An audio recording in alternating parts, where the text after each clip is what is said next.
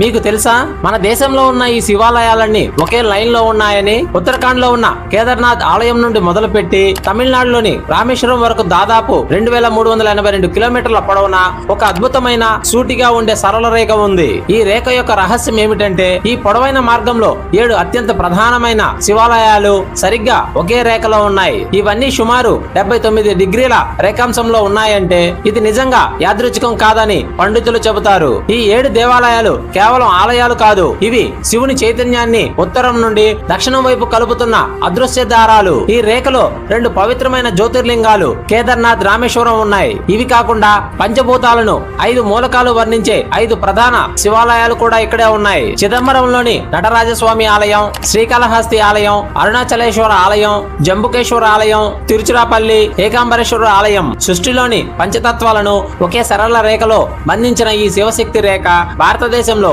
ఆధ్యాత్మిక శక్తికి, భౌగోళిక స్థానానికి మధ్య ఉన్న లోతైన సంబంధాన్ని స్పష్టంగా చూపిస్తుంది. ఈ 7 మహాదేవాలయాలు ఒకే సరళ రేఖలో ఉండడం వెనుక ఏదో శక్తివంతమైన రహస్యం దాగి ఉంది. ఫ్రెండ్స్, ఈ వీడియో మీకు నచ్చితే ఓం నమః శివాయ అని కామెంట్ చేయండి.